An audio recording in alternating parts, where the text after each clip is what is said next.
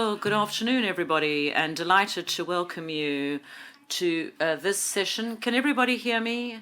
I can see that there's a problem that you can't hear me, perhaps. Now it is working. Thank you very much. Thank you to our sound team. Well, delighted to be here and to be here with you again, in fact, this year in Lille at the INCYBER Forum. I'm Mélanie Bénard-Crozat, who is the editor-in-chief of the magazine Security and Defense. We're going to be talking about military operations and AI, what role for humans in the decision-making loop. We're going to be speaking French and English, so if you'd like to hear the translation, you have the headsets that are available to you at the entrance to this room. And I would also like to welcome everybody who is with us remotely. Our session is going to be in French and both in English, so if you need a translation, you can ask for a device at the entrance of the room. Alors, intelligence artificielle. So, artificial intelligence and military operations, the use of artificial intelligence, and of course the use in the military domain, military scope, it changes the battlefield and also the strategies for defense and intelligence gathering. So we're going to talk about cyber in the battlefield. Of course, the Ministry of Armed Forces has made this a priority. Artificial intelligence is part of a very strong strategy with very significant resources that have been mobilized in the military programming law from now to 2029, priorities in 2025, the supercalculator, supercomputer, and also how to store, how to manage this quantity of data, and also to ensure the traceability, but also the quality of data, because this is a major topic for the armed forces. There are many different issues here in this context. What are the uses of artificial intelligence beyond science fiction on the battlefield? So we're going to try to talk about it in a reasoned manner. What are the impacts of artificial intelligence on the battlefield and in defense in general? What are the opportunities, but also the threats? What are the risks what risks are we willing to take? How far do we want to take this? How far can we take it? We often hear that the digital world is like the Far West, but not entirely. There are rules that apply, and we'll come back to that. And what is the place of the human in the entire ecosystem as a whole, and at the end of the day, in the decision-making loop? Because the topic that we're concerned with today is what we're going to be talking about with our guests. Patrice Tromparent, welcome. Thank you for being with us. You are a colonel in the French Air and Space Force. You are deputy in the Digital Strategy Division of the Armed Forces. Thank you for being with us, Colonel.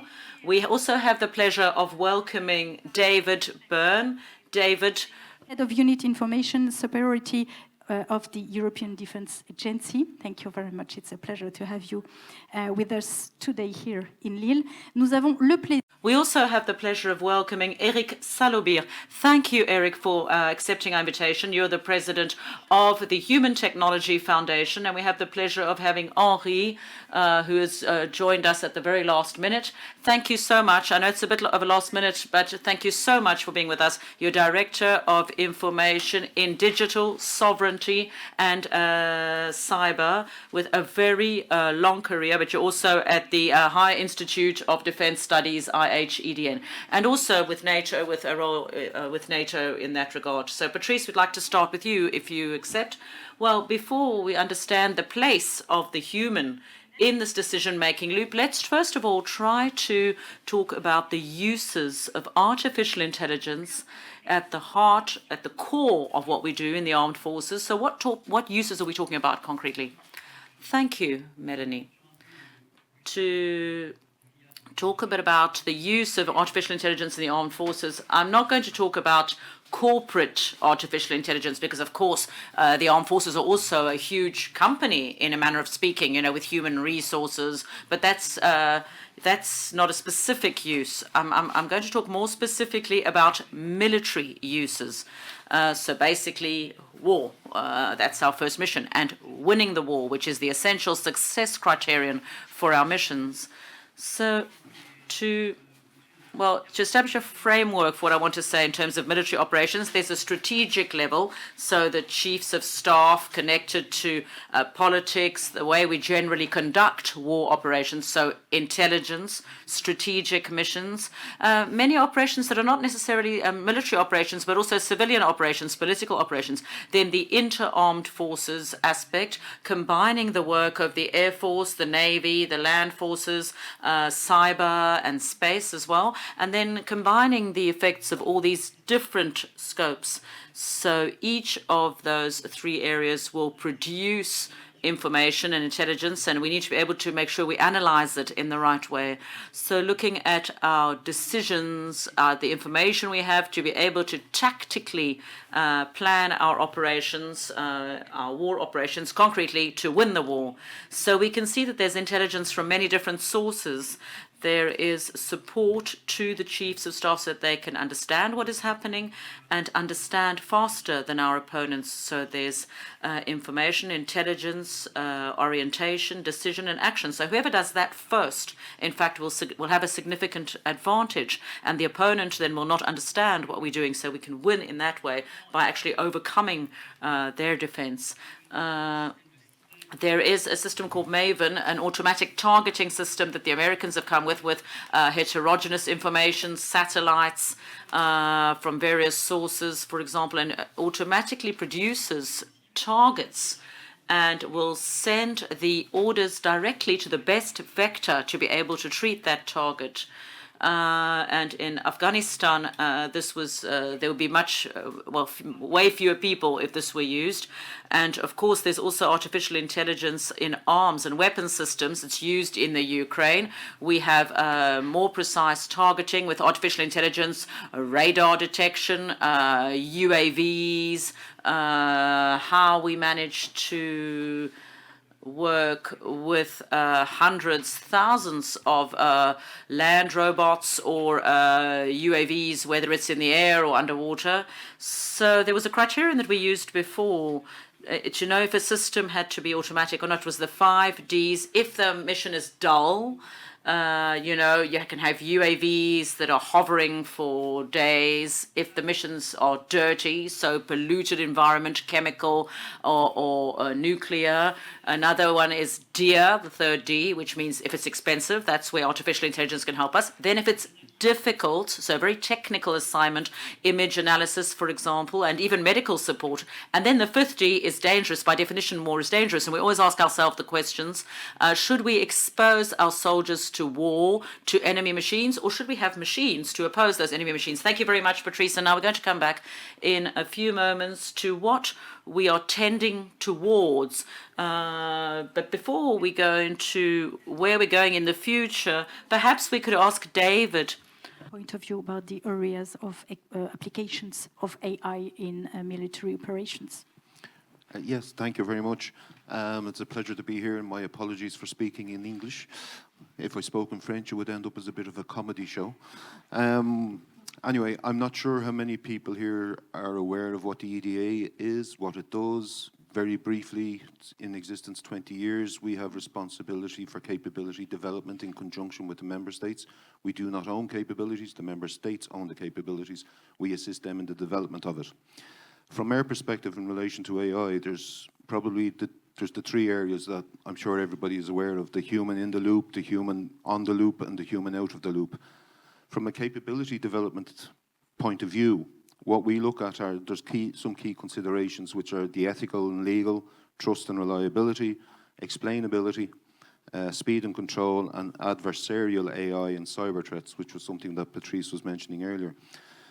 From a military capability development perspective, we have to better understand what type of AI systems we should be developing and how they can be integrated into military capabilities.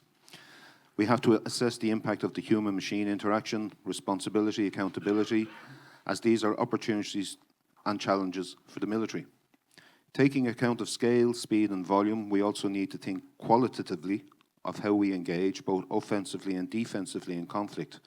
I only deal with defense, I do not deal with offense, just to be clear. That's a matter for the member states. To harness these opportunities, and speaking broadly about the European context, to harness those opportunities, the EU has invested something like 1.3 billion through Horizon Europe, which is a civilian program. The European Defence Fund, there's 12 projects dedicated to artificial intelligence with a value of 127 million.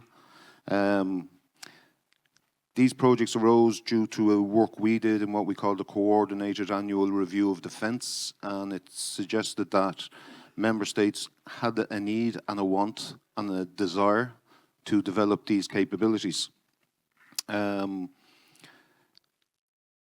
We map all of the activities. We have working bodies who deal with issues in this area. We have access to maybe 1,000 individuals throughout all the militaries in the member states who are experts in this area.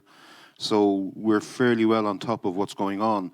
Obviously, emerging disruptive technologies has an impact as well. We have access to all the member states' plans and policies, so we can take what they are doing and see if there's an EU-wide need for doing that sort of thing to develop the military capabilities. From an EDA perspective, we advise the member states on their capability development. We advise the Commission on how to spend the money. They don't always listen, but we try. That's a little joke. We sit on the program committees, we're observers, we have our experts actually input into all of these projects as well. So that's how we are developing the AI piece over time. We're going to talk later about research and what you are focusing on for this year and the 2 years coming. Patrice, peut-être un mot sur... Perhaps just a quick word. You said this very briefly at the beginning. We talked about the evolution towards the automated battlefield. Is that where the armed forces are going? Is that where they should be going in light of what's happening now? Well, I don't know if that's where we should be going. Of course, we look at what competitors and partners are doing in other parts of the world, and things are moving quite quickly. In the command and control part, of course, you don't want to be behind your opponent, so we need artificial intelligence in the decision-making process. Increasingly, military leaders and political leaders will have to make decisions that are strongly consolidated by what the machine has helped us to obtain. We have an example with simulation. When the machine says this solution has a 90% chance of success, if a military officer chooses another option that only has 10% chance of success, it's a risk. But of course, there's a de facto decision. If the human decides what the machine has decided, it's almost a de facto decision. But if we have a very difficult conflict for soldiers, if we can have machines to oppose our opponent, that can have a value for us. To put a man in a tank, in a ship, on a ship or in an aircraft, well, we have to protect that human, to ensure their survival. And if there is a loss of human life, that is a major program. So let's say, well, let's expose the machine rather than expose human beings. Thank you very much, Patrice. Eric, in fact, well, once having discussed all of these different issues with David and Patrice, and we see all the different uses of artificial intelligences in the plural. So it's important to emphasize that, to be able to understand the question that we can ask ourselves in terms of the position of the human being in this decision-making loop. In light of these different uses, the answer can be yes or no. Well, the answer above all will be how. Thank you very much, and good afternoon, everybody. I am not in the military. I am specialized in the ethics of artificial intelligence. And what I want to do is try and bring all of this together and see what that can contribute to us as humans. In many cases, of course, well, artificial intelligence will be there. So artificial intelligence is there. That's a given. What is its place? How do we manage it? So it's like a multi-factor equation. You have to take many things into account. The first thing is what you were saying is the typology of use. Are we looking at a strategic decision-making support intelligence system, so on board in a system, but depending on the case scenario, it's going to be a very different use. Is it an autonomous system or a semi-autonomous person in an urban guerrilla sort of context, for example, like in Ukraine? So because there may be many civilians around us and we're taking risks. Is it a maritime war area, for example, in the Strait of Taiwan? or we could say that all the vessels that are in the area, if they're not friendly vessels or enemy vessels, for example, we don't have the same type of decision making depending on the context, you see. And looking at the use typologies, there are typologies around cyber war and cognitive war. And there you also have things that need to be taken into account. Typology, therefore, is the first point. Then it's also the nature of the decision, because when you talk about a system, an armed system, is it an informative decision? So is it going to help us to set priorities for our targets, to analyze the field, in which case we can give it a relative autonomy? Or is it an operational decision, which will allow us to choose to target a given impact, and then we also need to establish the right timing for the attack, and that means that the human has to be closer to controlling the machine? Or is it a lethal decision, in which case then you are firing, you are striking, and we see that the human has to keep control over that decision, and that's part of the international regulations and conventions. So, because otherwise, who is accountable, in particular if there's collateral damage? So these are factors that we have to take into account, and perhaps I would add just two small variables to this equation. The first is the identity of the decision maker. So are we at a strategic level? Is it a government, a chief of staff? What you were saying, Colonel, when you make decisions which are strategic decisions, these are decisions that are made with a time horizon that we would like to be as short as possible, but we have some wiggle room, or some room for maneuver there. But if you have to take, of course, all the geopolitical complexity of the conflict into account, then when you're on operations, when you're on in a war zone or in a theater, well, you have to say, well, there is the complexity of the terrain, of the area. There is a time factor and very short time in which to make decisions. And in some cases, we'll have to have more automation depending on that. So you have to take all of these factors into consideration and the context that goes with that. In some cases, a form of serenity, well, relative serenity, of course, because when you're in a command bunker, you're not really very serene. But let's say that you can at least take a step back, to analyze the situation. And then in common for all these decision makers in all these situations, 2 points. The first point you were mentioning, Colonel, is the speed. Speed, of course, will be a decisive factor, and increasingly so. The machine, of course, is going to beat the human in terms of speed. And then there is understanding and grasping the complexity of the situation as a whole. And then it's maybe, it's even, between man and machine. The machine, of course, will be able to include much more information than the human. So the machine will have a better definition of the situation. On the other hand, the machine will make some mistakes. The machine will not have that gut feeling that the human will have, and the human will have to take control. Yes, Patrice Tromparent, about the risks related to automation of decision-making in the military area. How are we going to work today? How can we try to reduce the risks? And then there's another question that comes up is what are the risks that we should be able to accept? We need to accept at any rate. Well, for us, the risk, as I said, our risk is we are at war and we need to win the war. So if the systems that we have in place do not do what we expect of them, either because they are overworking, we talked about collateral damage, or by default because the machines are not invested enough because we have operational issues, and of course that's not going to work. So this is what we're going to work with. We're going to experiment to try and identify the right level of involvement. I think we also have to decide the right level of what we expect from the autonomous systems. We shouldn't expect artificial intelligence to have perfection that we do not expect from human beings. If you have a car crash with a Tesla, you go, oh, well, Tesla's not ready, it's dangerous. But in fact, as we speak, there are 3,000 people dying on French roads every year, and we don't stop people from driving. See, so, so all the artificial intelligence, should we risk, killing all sorts of decisions that you would never have to make as a human? So So the decision-making process for man in the loop, we think that man is superior, morally superior to the machine, which is not the case.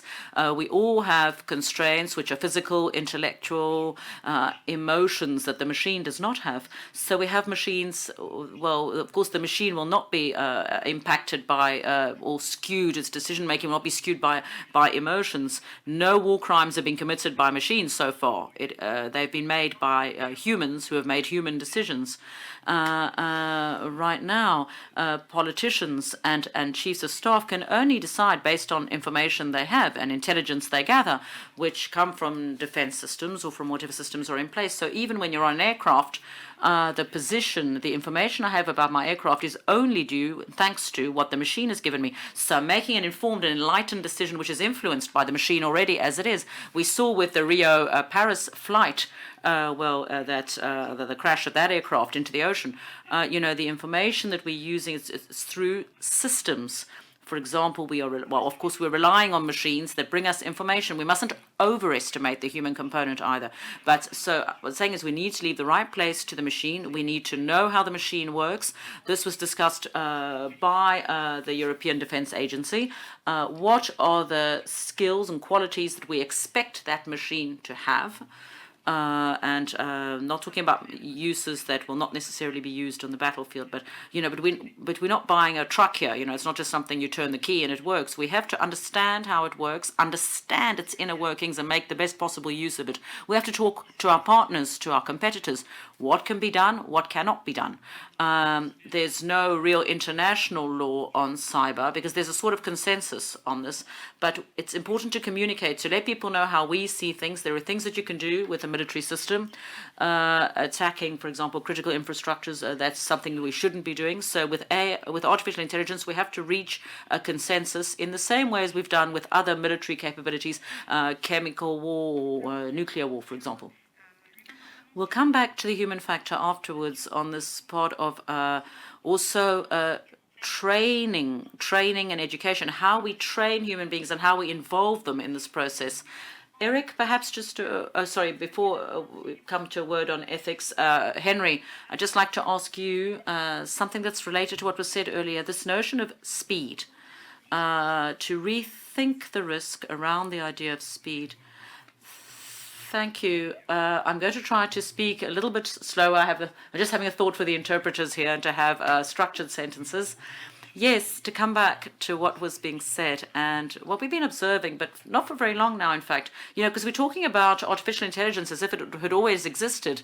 But on the battlefield, the effects, we're only seeing them really in the last 3 years, especially with what's happening in Gaza, in Ukraine. So we're fascinated now by what we see as a generalization of the use of artificial intelligence on the battlefield. I'm talking about the battlefield in the broadest sense of the term. We're talking about real time, so artificial intelligence in weapons, and what is not in real time, which is artificial intelligence to support the decision-making process in development of intelligence, and that can be very far away from the battlefield itself. So there's a sort of fascination because of the generalization. There's also an acceleration of development which has nothing to do with all the other technological developments that we've encountered, even in previous conflicts. So how is this expressed? First and foremost, it's a tool for operational efficiency. It adds to the fascination, and in particular, it adds operational efficiency in light of the mass, in less of the matter of the quantity. So this explains our fascination. It gives us the impression, it gives us the feeling that we can take back the initiative, irrespective of our starting position. It also gives us the feeling that thanks to artificial intelligence, we can do away with the fog of war. What we've forgotten as well is that this also allows the opponent to make the fog thicker, if that's what the opponent wants to do. So why are we doing this? Because the specific case of artificial intelligence and of this type of technology is that there's a horizontal proliferation, which is extremely fast, extremely quick. There is capabilities are increasing for everyone, and we have to be able to bear that in mind. We'll come back to the place, the role of the human being. Yes, we'll come back to that aspect. And what is very clearly said by the French armed forces, the idea of not losing that operational superiority, which is major. And that is the work we're doing right now. The strategy, the investments, the preparation of our military personnel. Eric, you wanted to react to what the Colonel said just before? Yes, just on one point, I fully agree about the need to have a trade-off between, on the one hand, effectiveness and accountability on the other hand. I just want to talk about the moral aspect. I'm not going to say that the human is more moral than the machine. In fact, the machine is not moral, quite simply. The machine manages data, and that's all. And the responsibility, the accountability at the end of the day, and that's the difficulty. Accountability can only be human. So at the end of the day, if something goes seriously wrong, we have to know who's responsible. And it's around that's what we're talking about. No machine has ever committed a war crime, and no machine will be tried in a war tribunal. So the issue here is to know how we can connect accountability to each of the actions and decisions we make.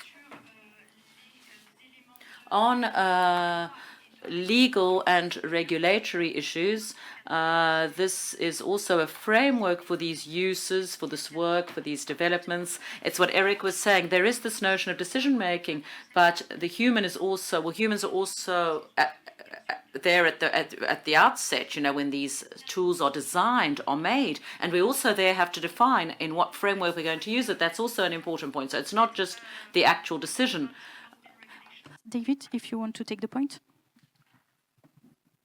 On law and regulations, it's a little bit... And unfortunately, we don't have 4 hours in front of us. It's a little, as I said, we develop capabilities. The role of the EU Commission and the External Action Service is the negotiation of regulations in the international domain. If I can just roll back a little bit for a minute, AI is not just used on the battlefield. It is so much a facilitator for before we get to that stage. The hybrid warfare, quicker attribution in relation to cyber and cognitive as well. So that's quite important to know. But coming back to the regulation bit, as I said, we don't have a role in this. But there are a number of regulations there. There's the Blueprint for Action on the Responsible Military Use of AI, known as REAIM. All member states have signed this. The goal is to produce a strategic guidance report identifying short and long-term recommendations on responsible AI in the military domain, covering what multi-stakeholder community understands by responsible AI, the elements that need to be taken into account at every stage of the AI life cycle when designing, developing and producing and introducing in the military domain, which is part of our role here in the EDA, and the governance mechanisms that could be set up to design and develop and use AI in the military domain. The second major one is the political declaration on responsible military use of AI and autonomy, which I, if I remember correctly, was led by the US. It provides a framework addressing the use of these capabilities in the military. The declaration aims to build international consensus around responsible behaviour and guides states' development, deployment and use of military AI. The declaration provides a basis for exchanging best practices and building states' capacities, which will allow endorsing states to share experience and ideas. At the moment, there's 58 states have signed this, and of those 58, all 27 members of the EU have signed it. These two processes are complementary, and they help to develop the further responsible use. As I said, the Commission and the External Action Service are in the lead here, and they are currently coordinating the EU's negotiations on how to regulate lethal autonomous weapon systems within the Convention on Certain Conventional Weapons. One thing I have to say here, we have to be a little bit cautious. I had a meeting last week with all 27 cyber commanders of the EU, and a similar issue arose. We need to ensure that we don't have any inordinate restrictions on how we can apply and develop this area. We're the good guys. Our adversaries will not adhere to international laws and norms. So we have to have as broad a scope as possible within international humanitarian law. And so from that point of view, it's something that we need to be quite cautious of. Thank you, David. Colonel, vouliez peut-être apporter Maybe you wanted to add something on how those standards, those norms are being used as well, and the regulations, because we tend to talk about the digital Far West concept, but there are rules today that apply. We have the AI Act as well at the level of the EU, that of course is not applied in the military domain, but that also frames a lot of elements. And we know that on these topics, we also have the twofold solutions and two elements that could maybe frame some aspects. So yes, I agree with David. We are the good guys. Of course, we are very careful. And of course, we work on how to apply those regulations. Eric talked about it before. The law is also applied. We have chemical weapons. We talk about the consequences, the effects produced by AI, for example, that would be attached to the conventional legal framework, of course. So the armed forces are very careful. Nothing new here, and that's true also for AI. And we are the products of our culture, of course. So we also rely on our culture, and we're part of a liberal democracy system. We also have a lot of pressure on the military at the parliament level, the budget level, and the military chiefs are reasonable people. And when there is something wrong, we have inspections and audits to see what happened. And people are also imprisoned, if need be. And so we need to talk about also the governmental group of experts at the UN. Of course, we need to be highly vigilant, and we need to make sure that we focus not only on the advantages, but also the advantages at the NATO summit. We also have the Data Review Board that also produces rules so that we can define frameworks to better guide the nations when it comes to the development of those autonomous systems. And in France, of course, we also have an ethical committee that has been published at the beginning of the year. So all citizens can have a look at the report and see what our experts, our ethical experts have said. We're not talking about military only, we're talking about ethical experts as well, so that we can use those systems on the battlefield.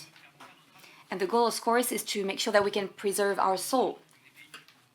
In the Middle East, for example, if we were to fight an opponent in an unfair manner, then we will lost our cause. And it's also the same for cyber weapons, for chemical weapons, lethal weapons. We're going to have responsible AI here. So we've talked about ethics. Eric, I'd like to go back to you, and we're going to talk about this with Henry, of course, the risks that are posed to the battlefield. What is the granularity as well of this ecosystem and the guardrails that we can have? There are a lot of actions that are being implemented today, and maybe some reactions as well when we see what is happening at the international level in the US, for example. Some positions and some decisions have been made, especially when it comes to ethics. We can see that some researchers as well have strong positionings. So how do you assess that situation, and how can you also share what you've worked on this specific topic? Well, it's very complex, because we can say, yes, we are the good guys, and I agree with you, of course. But even among our partners, I'm not talking about allies here, but partners, we have commitments that are a bit different, that are sometimes very different, to say the least, and we need to integrate that because they are still our partners or our allies. And we see that we have the rise, or not that much in Western Europe, but we have the rise of non-state actors. We have, for example, the deployment of dual technologies, and, for example, companies that are not companies from the industrial military field, that are coming from the digital field, for example, from other horizons that have different schemes that are disrupting the market of AI for military and defense, and with users as well that are private users. Very recently, I've been shocked because I've seen, for example, a drug cartel in Latin America that was, using those big weapons, and that they are, taking pictures of them with those systems. So they're showing people that they have drones, that they have also the capacity to destroy the army drones, for example. So we are seeing a privatization system here, and it's not something ethical, of course. So within that framework, we need to be able not to deny our values, but at the same time, we also have to be efficient. We need to remain competitive and have a competitive edge over our enemies. And if we have a look at the ethical challenges, the first one, of course, is the dilution of responsibility. It's even more difficult sometimes to know who is responsible, who is accountable for those actions, because we are using systems that are coming from external parties, and we need to understand what system triggers, for example, the weapon, and we need also to take a step back and create a distance between the human being and the battlefield. Because I think that, for a soldier, killing someone is not something that you would like to do on a daily basis. But I think that for policies, if we do not, send soldiers to the battlefield, if we are sending machines to the battlefield, the thing is very different here. The dangers as well. And if the war is, economically speaking, less costly, it's going to be, something that people would like to do more. So these are things that we really need to take into account. We shouldn't forget that we have the international humanitarian law that prevails, that this IHL also applies, especially when those technologies are being used. And we need to make sure that those technologies are not going against IHL. But we also need to take into account strategic control mechanisms. I think that the risk here is to lose human control over what's being done. And so we've been working with those systems in a lot of fields, especially, for example, in the financial field, because sometimes the machine is out of control. And so when you're losing billions of euros or dollars, it's very risky, but when you're losing lives, it's even worse. So you really need to control this. And we need to make sure that we need to take into account what's happening during the war. Because this is, the last resort solution when the vital interests of nations are being threatened. So what are things that we can, use to protect ourselves against all of this? So first of all, we need to have significant human control over the machines. It's part of the concepts that I think our country complies with, and I think it's something that we really need to keep in mind. The legal framework is also to be improved, especially because technologies are being developed at a rapid pace. We also need to have an ethical assessment of the situations and the systems before they are being deployed on the battlefield.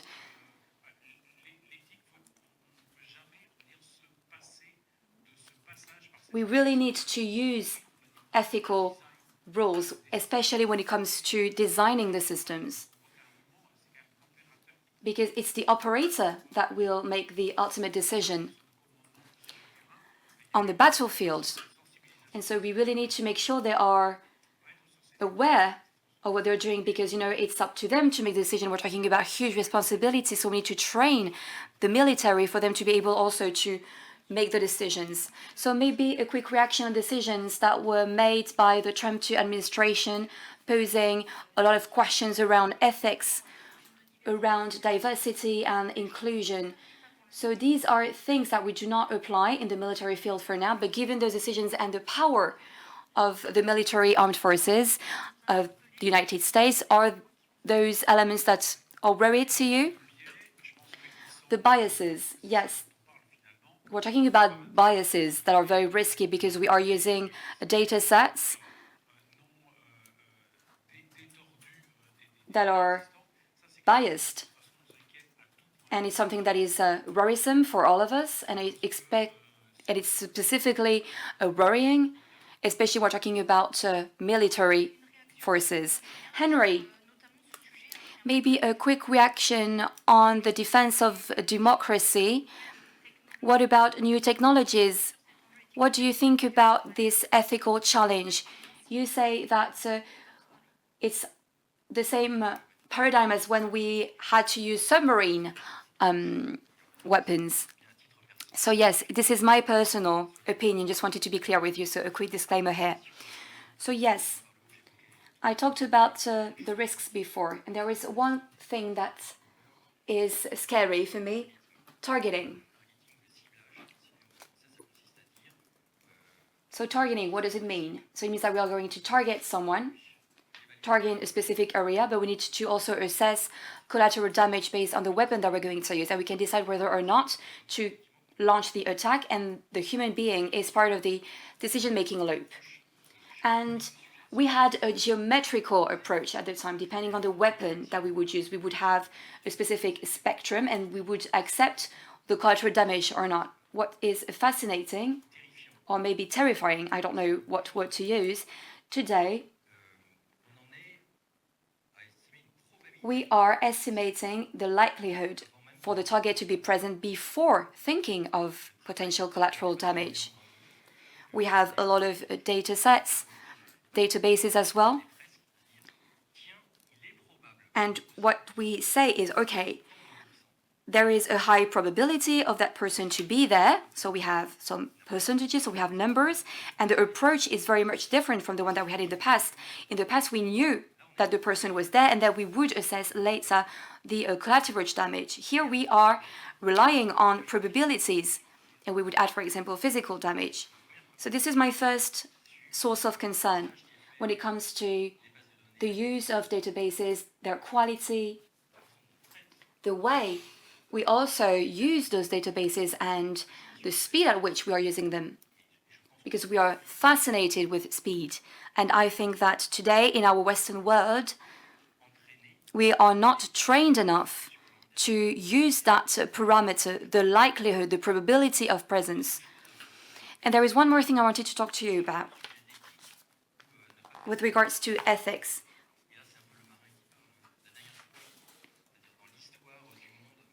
So in the history of the world, in the history of our hemisphere, we thought about this when, we started using submarine weapons, and we say it was against our values, and so we didn't want to think about the misuse of those weapons, but the consequences were that we were about to lose the war. And so we have a collective responsibility, even though it is scary, and it's our moral and political responsibility. We need to explore everything that's feasible with AI, not to be surprised and not to be lagging behind.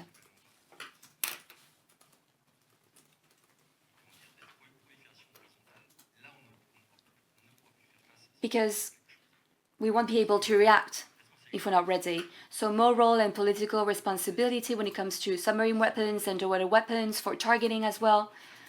How can we also explore the dark side of this technology as well? It's up to us to do that, and not up to our adversaries. We won't be able to simply react and respond to what's happening. So what's more, what about the sharing of data?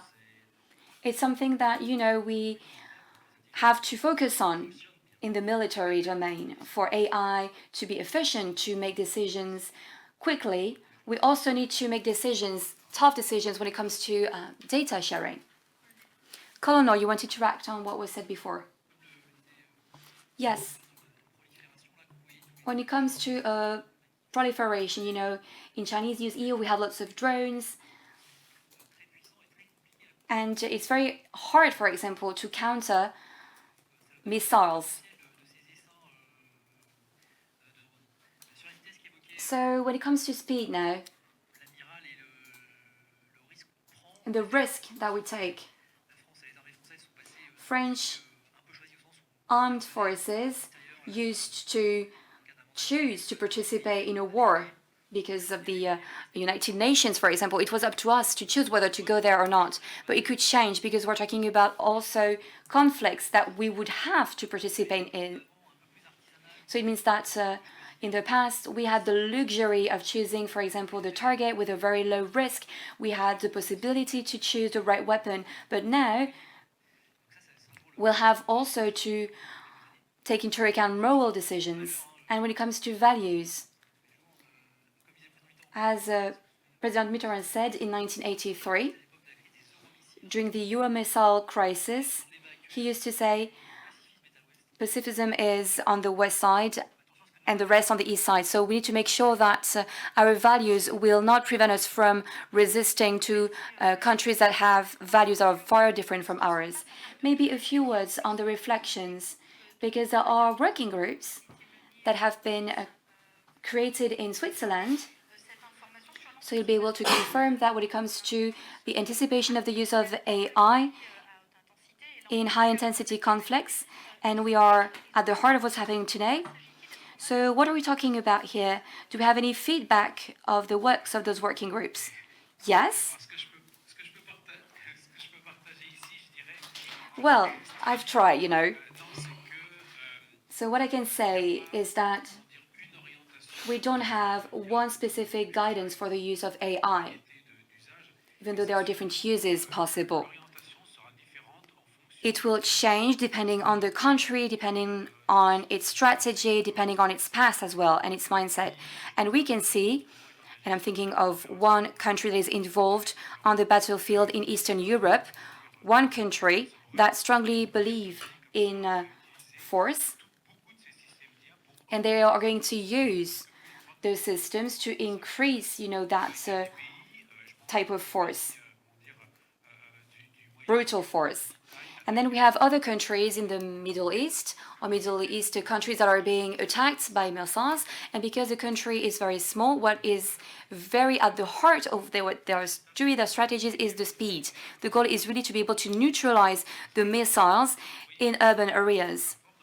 So on one side, we have brutal force, then we have speed. So there are two different things here. I'm thinking of another Asian country that has been humiliated for 1 century at the technological level, military level, and this country has been traumatized because it's been inferior, technology speaking, compared to the Western world, and the country felt attacked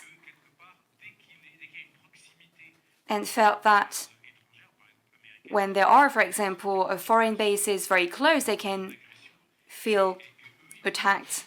And so those countries will rather target all the technologies that will enable them to respond swiftly to that threat. And we talked about the US, and we know that their strategy is changing. We'll know more about this very soon. But what is true here is that the idea of augmented human beings is extremely important. And we can see, for example, the deployment of technologies that will, for example, give more capacities to soldiers that will be more informed, more protected, etc. So the uses will be very different from one country to another, depending on the strategy, and they will call upon new regulations that do not exist yet, that are going to be very different. And we know that the ethical approach needs to be also very different based on the design of those technologies. And we know that everything's going to evolve, and we'll follow that closely. Already carried in the field of EDA, about the works on research. In relation to the work we're doing in the EDA and artificial intelligence, about 18 months ago, we developed an action plan for defence to support member states better understand the future military capabilities with AI-based systems. The action plan is in 3 parts. Phase 1 was in relation to a taxonomy of defence, which has been finished. The second phase is underway, and there's 3 key pillars in this. One is EU-wide data spaces for defence, which comprises an analysis of the technical and procedural requirements of using proper AI, data for research activities, requirements analysis for trustworthiness of AI, and requirement analysis for validation, verification, and certification, which is something Patrice was saying about. In relation to those 3, this will also involve standardization. And as I said, we work across all of the member states. The 3rd phase will be focused on the implementation of projects within that area. One other area that we're dealing with at the moment is European Command and Control System, what we call EC2. And this is a project that's funded by the European Defence Fund through the Commission. We actually manage it, my unit manages it within the EDA, and this is where the AI solutions are being explored for data-driven decisions. I think I may have said something wrong, they're coming to get me. One concern from a collaborative, and I stress collaborative capability development aspect, is the need for partners to have trust in their collaborators' AI systems. So this is why we are engaged, and it comes back to something that was said about sharing of data. This is why we are engaged in a project that's being conducted by what they call the Multinational Capability Development Campaign. It's MCDC. I happen to be the EU National Director in this. And it's a project that we're looking at called AI Building Trust. So the varying approaches of multinational partners to ensuring trust and transparency and accountability may result in actual mistrust and hinder collaboration. So some of the obstacles and their mitigation methods may not be commonly understood, and we're looking at doing a framework for partners to build that trust that isn't there at the moment, which is quite important. This project will have a publication for the strategists, the developers, the decision makers, to include AI enhancements and multinational collaboration, compendiums for technical, legal, political aspects, and a demonstration of obstacles and mitigation to and for trust, and a framework for building on it. So that's just a very brief overview. As I said, the European Defence Fund has a number of different projects as well that are across, most of them are in the research area rather than the development area. And as I said, we have identified some areas that AI should be explored further, particularly in the research area. Thank you, David. Colonel. Colonel, we've talked about this before. We've highlighted the role of training, which is key today when we want to tackle those issues, how to use those systems, understand the system, how they can support the military, and being able also to make decisions based on those tools. They need to understand what they have in their hands. So how do we tackle trainings? Because there are things that we'll have to develop and that will evolve as well.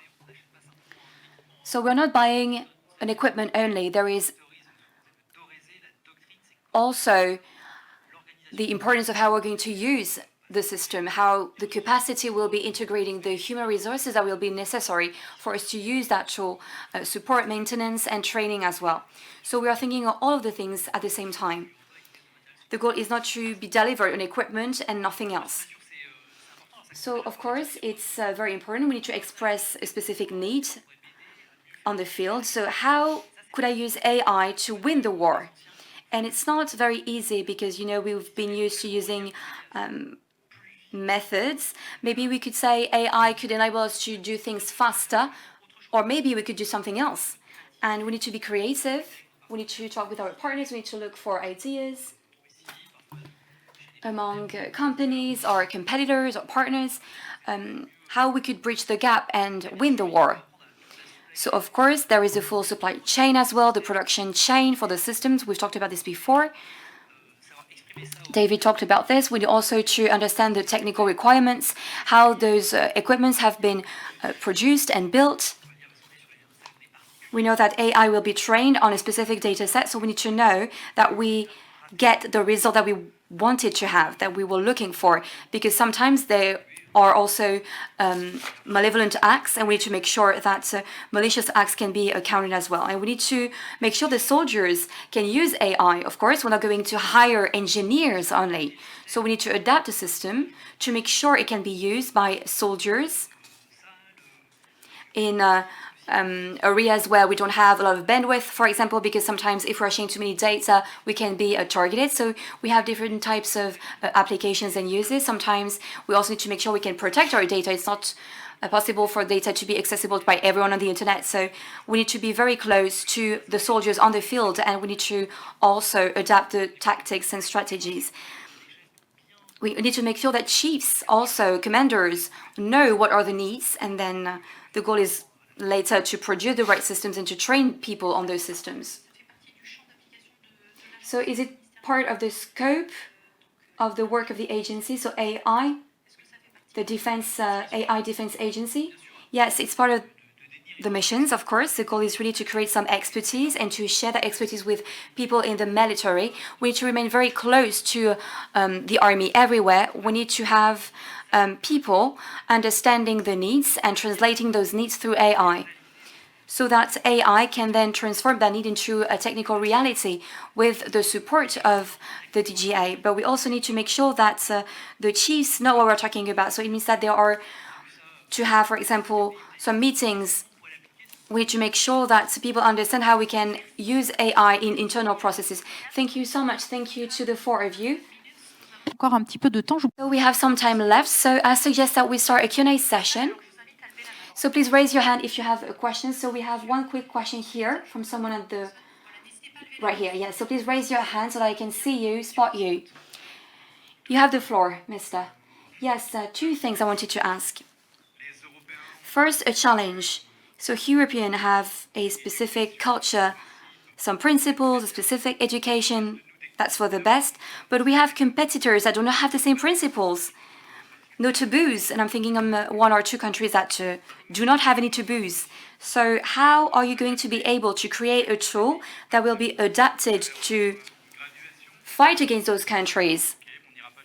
Or maybe, you know, they will go farther than we will. And second thing I wanted to talk to you about power strategy. So the French army cannot do everything. And I'm thinking, for example, of a fleet, for example, or aircraft carriers in the Pacific on its own. It's not going to be able to meet their objectives. They're going to need partners, and either partners have AI. Are we going to share the same AI? For example, whether they are going to use an Indian AI system, how it's going to work? When it comes to commanding operations, can we have the same graduation level when it comes to AI use? Thank you for that question. David, Carlo? An interesting question, thank you. Taking the second part first, from my perspective, as I was saying, I'm a capability developer and I work on what we call information superiority, which says a lot but means very little until I say that I develop capabilities in space, cyber, C4, ISTAR, electronic warfare. And the big role that I have is having that as a cross-domain approach. They're not just domains in themselves, they're strategic enablers. So from that point of view, we need to have a system, I won't say a system of systems, it's a bit of a cliche, but we need to have cognizance in all of the domains of all of those enablers. Using the same AI, this is something that I mentioned a couple of minutes ago in relation to the project that we're trying to develop in the MCDC, is to build a trust between AI systems of our collaborators, who we collaborate with. So if we can develop that trust, then you can trust their AI systems. I'm not going to speak for the military because I was never in the military myself, but if I have a diver, a Dutch diver on a Polish ship, the captain has to know that the Dutch diver is up to his standards. It's the same approach with AI to some extent. The graduated response, I know it was mentioned earlier about the dark side, that I think you had said the dark side. From that perspective, we probably have to experiment to see what's on the dark side first and then develop tools within our ethical boundaries to counteract that. And that is the only really way that I can see it developing in the future. I don't know whether you can have a graduated response as such, but obviously the military know better than I do how they respond to different levels, and I'll leave it with yourself. Henry, maybe you would like to add something, right? Yes, I think that what's interesting here with AI is that compared to other systems that we're using in the military, the goal is not to do what the enemy is doing. That's why our responsibility is for us to imagine what the enemy would do, the dark side, as we call it, so that we can then develop tactics and to make sure we can avoid saturation effect, for example. And of course, there are other equipments as well. But we are not forced to do what enemies are doing or to do worse than what they're doing. So yes, we had a debate on chemical weapons or nuclear weapons and what we are ready to do to fight for our country. So of course there is a political will, there is also the public opinion, and we know that, of course, fingers crossed, we don't have any conflict for now in France, but we are ready to deter the opponent.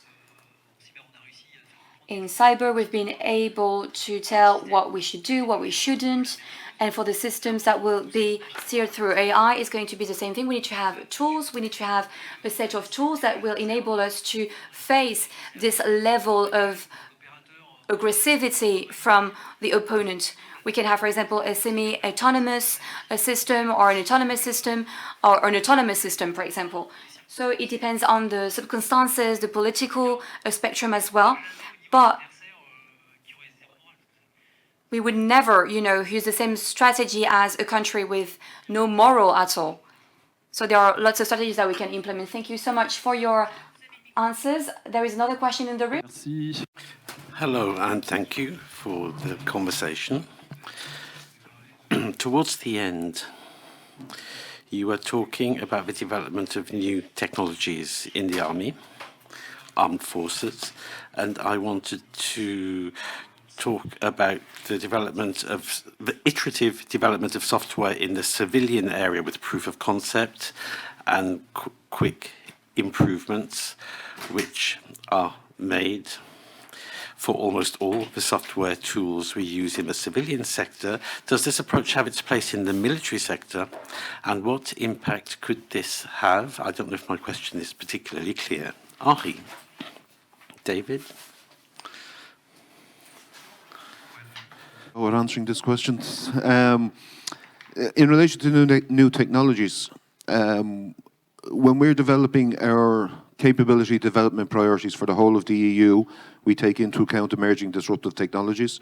The iterative development in the civil area absolutely applies to the military, and I have this particular issue around people saying it's dual use. Civilian use has to be adapted to make it military use. Military use is never civilian use. That's my own personal view. To take on board the civilian developments, we in the EDA, across all of the domains, not just in relation to AI or cyber, we run industry days on a regular basis to find out what is developing in the civilian side that can present us with ideas for future capability development. Je vais réagir également là-dessus. I'll also react to this because, in fact, the question you're asking here is about the sourcing, procurement cycle in the military domain when we're not in times of war. Obviously, that might be different in times of conflict. It's a subject which has been on the table for some years now at national level and also internationally, in particular at NATO, which is working on preparing for the future. And the challenge we're all facing today is how we can work in parallel on two types of procurement of equipment and program development, with long-term cycles over 20 to 50 years and short-term cycles where we do use the proof of concept, rapid development, testing, etc. And I think that in France, we can say that there has been a cultural revolution, and even if things are not perfect, we are very much aware of the need to conduct these two types of work in parallel. And at NATO, things are also changing, with the effort being made on innovation at NATO and at the EU. For that matter, I think the whole Western world today is aware of this challenge that needs to be taken up and is running these two procurement processes in parallel, with the greater challenge for us being to do that at a time when we're not at war. Another question regarding AI generally. do we have defenses against the use of AI to defend against attacks on our systems using AI? Of course, for cyber defense, we're at a cyber forum here. After all, we do already use AI to recognize attacks. And the question is, if necessary, how could we put an end to the threat through an automated response, a more or less automated response, which raises many questions? Can we allow a machine to take measures against other machines, but with effects which might not be particularly well controlled? And it raises questions of ethics and engagement. If we have an adversary who has these offensive systems and attacks, for example, a hospital, it would be quite easy. So we are working on this to understand what happens. And at the same time, as we said, it's not ruled out that we might not need to use this sort of aggressive system if an adversary does launch an attack. But we might have to make choices without necessarily knowing all the effects. Are there any other questions? We still have some more time, so make the most of this. Our guests are staying with us a little longer if you have any more questions. I had a question about what it means to win a war in this context. This notion. How can we say in a post-conflict situation that we won the war, that there was this or that effect? How can AI take this notion on? But what does winning a war mean? For us, it's the president who decides what winning a war is. It's political. And then we have objectives in the military world. And so on the whole, the president decides, and so AI can then be used for intelligence, for operations, etc. Obviously, we have ideas, and we would be interested in having decision-making support to identify the centers of gravity of the adversary and to be able to define where we can hit them to hurt them most effectively, hit their energy systems, their operation centers. That would be something that would interest us. So that's a way of moving towards forcing the adversary to discuss or to negotiate with our diplomats and to accept our conditions. That's the aim. Eric, just to react to this, it's absolutely true in high-intensity conflicts.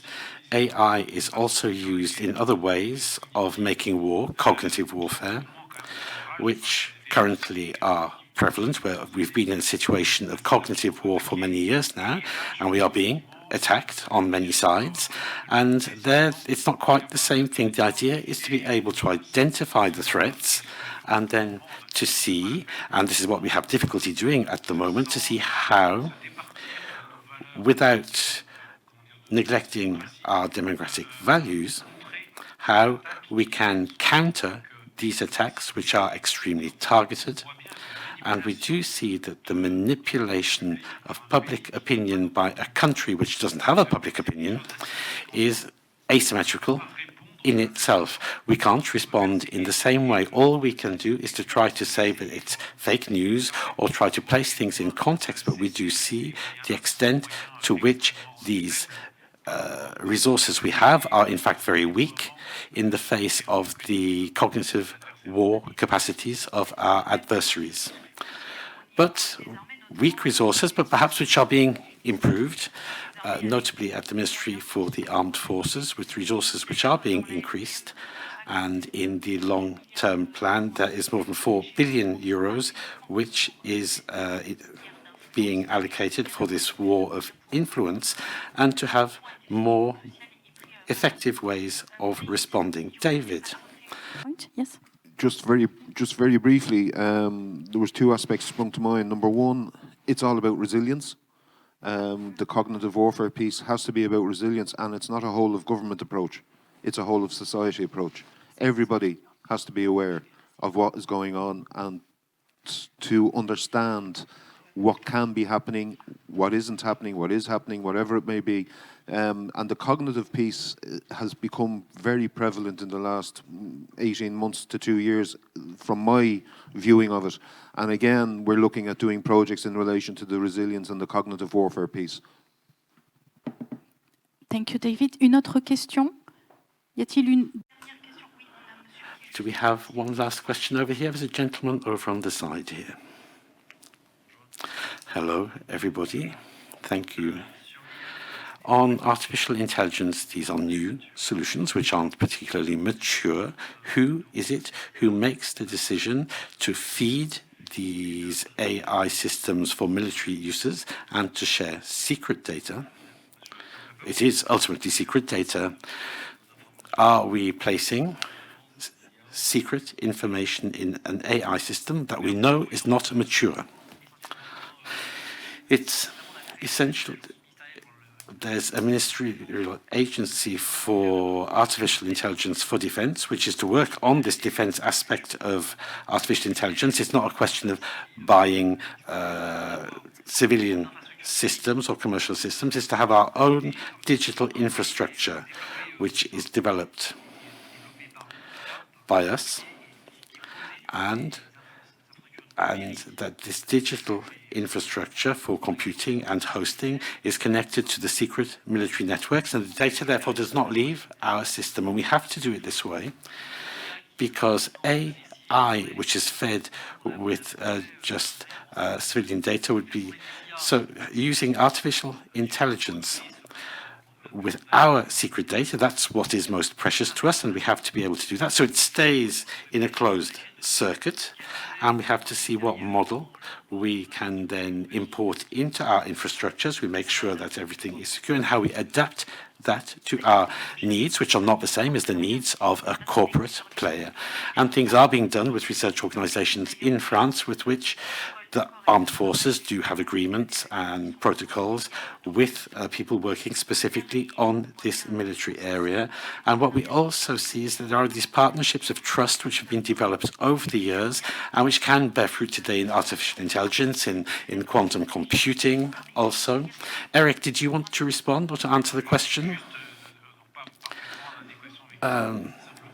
In line with what you've just said, we see that over the most recent generations of AI systems and generative systems were based on models which are largely developed abroad, and therefore all of that has to be treated with care. But for me, there is a real flaw in our sovereignty, in our ability to train these foundation models and to make sure that they are perfectly harmless before we integrate them into our systems, because unfortunately these core models, the people who develop them actually do have the control. Most member states that I'm aware of, and I know in the EDA we have this aspect as well, it's called the CD&E approach, capability development and experimentation. So everything is tested, double tested, triple tested. If it doesn't work, you go back to the drawing board, you start again. Failure is no longer unacceptable in relation to the development of capabilities. It's expected. So from that point of view, the trust is there once it gets into the systems. Thank you for this point. Colonel, vous vouliez rajouter un dernier mot peut-être, Henri, aussi? Évidemment. Obviously, there are former suppliers and partners. If a former partner or supplier decided to cut off the supply of their services, we have to be covered. But we don't obviously make everything ourselves, the models, because the size of our country and the level of our investment does not allow it. The nation has boosted its investment in military sovereignty, but there are still questions of the classical questions of the chips and all the different parts. Perhaps the European level can begin to help us to have something more sovereign, which won't be totally sovereign because we still can't do everything ourselves. But I think we have to strike a balance between performance, the latest fashionable product produced by such and such a company, and what we can, because Our systems may have lower performance, but at least we are sure of what they can do, because we can't just go and use and buy in systems that have not been properly tested. So there are questions of sovereignty and strategic independence, which are of great importance to us. Thank you, gentlemen. It was a great pleasure to have you with us. Merci.